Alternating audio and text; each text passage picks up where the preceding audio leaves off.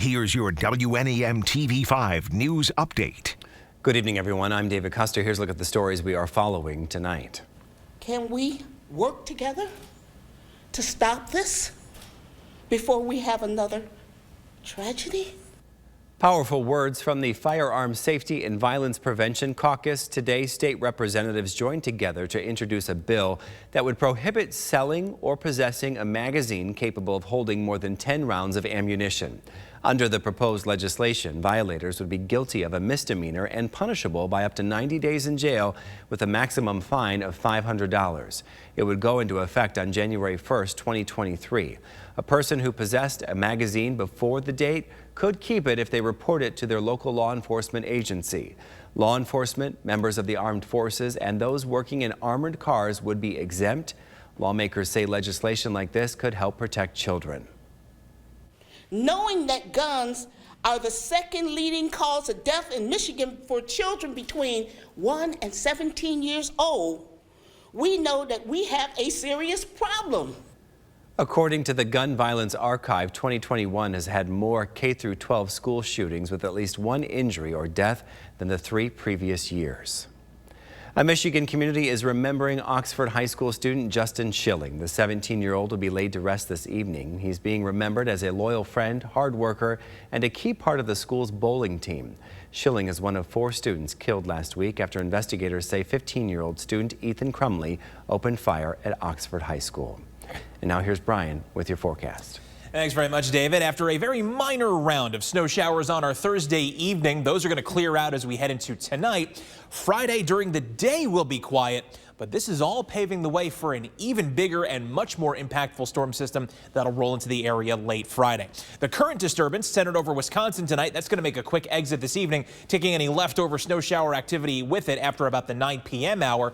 Then we're keeping a very close eye on this low over southeastern Wyoming. That's going to emerge into the plains tomorrow, rapidly intensifying into an even more powerful storm system, and then setting its sights on the Great Lakes as we head on into tomorrow night. So lots going on, many layers to this particular system. So let's break it all down here for you, starting with the hour-by-hour forecast, and we'll plot the temperatures on here too.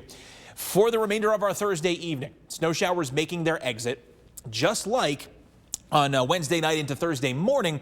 We may see a few brief periods, between about, say, midnight and 3 a.m. where the skies develop a few clear patches. It's not going to hold, as you can see, because already by Friday morning, we're back to generally overcast conditions and most temperatures starting the day in the low to mid 30s. We'll warm a little bit closer to the upper and mid 30s in many spots by the time we hit midday. Still dry, and we'll stay that way into the 3 and 6 p.m. hours for our Friday. So dry for both commutes tomorrow.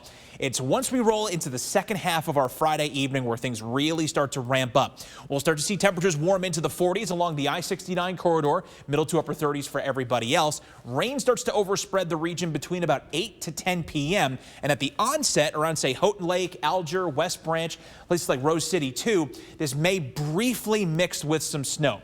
But it's going to be brief because we will continue to warm as we head into the overnight period of Friday and into early Saturday. Here's 2 a.m. Saturday, for example, near 50 degrees around the Tri-Cities, low to mid 50s along I-69 and upper 30s to the north. That means everybody changes over to rain. And as you can see here, it's going to be pretty heavy at times throughout a good chunk of our Friday night. With the dynamics in place and the temperature change, there may even be a few rumbles of thunder embedded in this as well. We'll keep a lot of that warmth going, 40s and 50s, anywhere from the Tri-Cities south and east into the start of our Saturday. And in fact, we'll stay that way into the early part of the afternoon.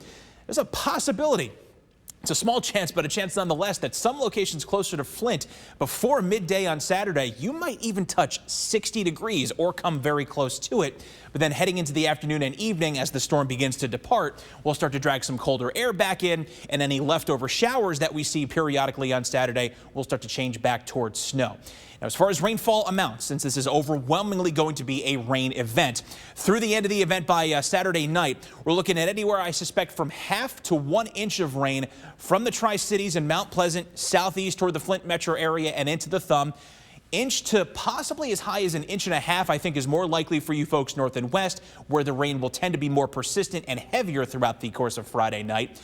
But all of that aside, we're going to have even bigger problems with the wind. Going from wind gusts by midnight Friday into, of course, our Saturday morning, we're looking at wind gusts already for a brief period there between about 25 to maybe 40 miles per hour, briefly subsiding into Friday morning or Saturday morning. But then take a look at this. By Saturday afternoon, as the core of the system starts to roll on in, we could easily be seeing wind gusts anywhere from 45 to as high as 60 miles per hour. Minor damage possible, of course, to structures and local trees, but we could also be seeing some scattered power outages here and there. So already getting well out ahead of this, the National Weather Service has already issued a high wind watch for the Tri-Cities area, Isabella and Gratiot counties on south and east for the duration of our Saturday. We'll keep you updated as we get closer to the event. As for tonight, showers, snow showers, that is, early, then mostly cloudy, low temp around 31 degrees. Then in your first warn 5 7-day forecast, we'll hit 42 for the high tomorrow afternoon, mostly cloudy skies, developing into some evening rain. That 42 also serves as tomorrow night's low because temps will continue to warm in many spots toward the 50s on Saturday. Rain during a good chunk of the day will change over to snow showers late. And remember, of course, those high winds. We could easily see gusts 45 to 60 miles per hour on Saturday afternoon.